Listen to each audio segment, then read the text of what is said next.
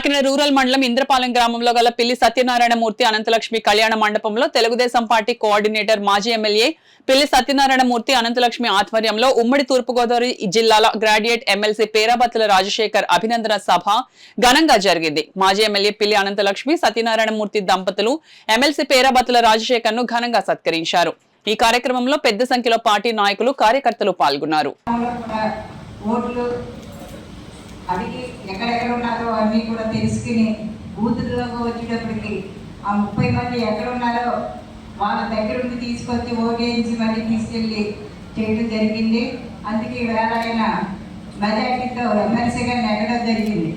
ఎందుకంటే 2014 నుంచి 2019 వరకు కూడా మేము వర్కులు చేయడంలో కానీ ఎమ్మెల్యే గారికి 50%, కోఆర్డినేటర్ గారికి 50%, పనులు అభివృద్ధి కార్యక్రమాలు ఏ వచ్చినా శనిసగం పంచమని చెప్పి ఇన్ఛార్జ్ మినిస్టర్ గారికి చెప్పారు. 2 రోజులు టైం ఇస్తున్నాను, 2 రోజుల లోపల అది పూర్తి చేయాలని చెప్పి ఆయన ఆపరేటివ్ జరిగింది.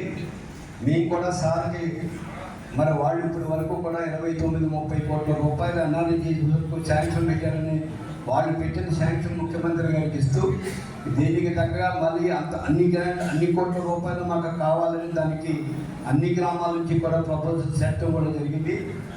ఏది ఏమైనా గతంలో 2014 నుంచి 2019 వరకు మీరు అభివృద్ధి చేసినప్పుడు మీరే చేసుకున్నారు. మీ గ్రామాల్లో ఎక్కడ కూడా మేము కానీ మా కుటుంబ సభ్యులు కానీ ఎంటర్ప్రైజెన్స్ లేదు. ఏ విషయంలో కూడా రేపు కూడా ఏ విధమైన అభివృద్ధి చేయవలసి వచ్చినా మీ గ్రామాల్లో మీ చేతుల్లోనే పెడతాం.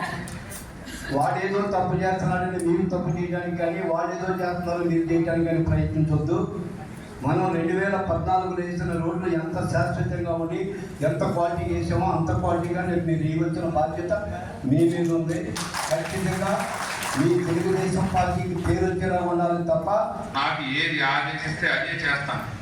అది కూడా మన తెలుగుదేశం కార్యకర్తలు నాయకులకి గౌరవం తెచ్చే విధంగా నేను కూడా మరి పనిచేసి నాకు ఇంత అఖండమైన మెజారిటీ మరి నన్ను ఈ స్థాయికి తీసుకొచ్చింది కాకినాడ రూరల్ నియోజకవర్గం. గతంలో చెప్పాం, ఇప్పుడు చెప్తాను, రేపు కూడా అదే మాట చెప్తాం.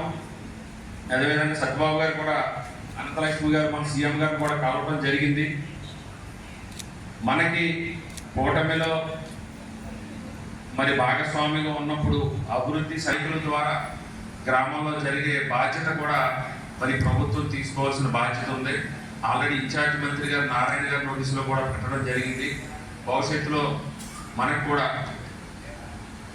గ్రామీణ ప్రాంతంలో రోడ్స్ అవ్వచ్చు, మరి ఎన్ఆర్ఈజీఎస్ నుంచి కూడా మనకి డ్రైనేజీ సమస్య ఎక్కువ ఉంది. ఇక్కడ ప్రతి గ్రామంలో కూడా 14-19లో మరి పిల్లి అనంతలక్ష్మి గారి సారథ్యంలో ప్రతి గ్రామంలో కూడా సిమెంట్ రోడ్లు వేసుకోవడం జరిగింది. మనం వందలాది కిలోమీటర్లు. కానీ ఇంకా డ్రైనేజ్ సమస్య మనకి ఉంది కాబట్టి భవిష్యత్తులో మరి డ్రైనేజీ సమస్య తీరేదానికి, అదేవిధంగా ప్రతి ఇంటికి కూడా ప్రభుత్వం మంచినీరు మరి ఏదైతే గ్రామాల్లో కానీ మన రూరల్లో ముఖ్యంగా మరి తోరంగి మిగిలి మన పంచాయతీలో కానీ మంచినీరు సమస్య ఉంది. అది మనకి ఏమైందంటే ఈ 6 పంచాయతీల్లో మనం ఎలక్షన్ లేకపోవడం, మరి అటు కార్పొరేషన్లో విలీనం కాకపోవడం వల్ల మనకు కొన్ని ఇబ్బందులు ఉన్నాయి. అది కూడా మనం ఈ కమిషనర్ గారితో మాట్లాడాము.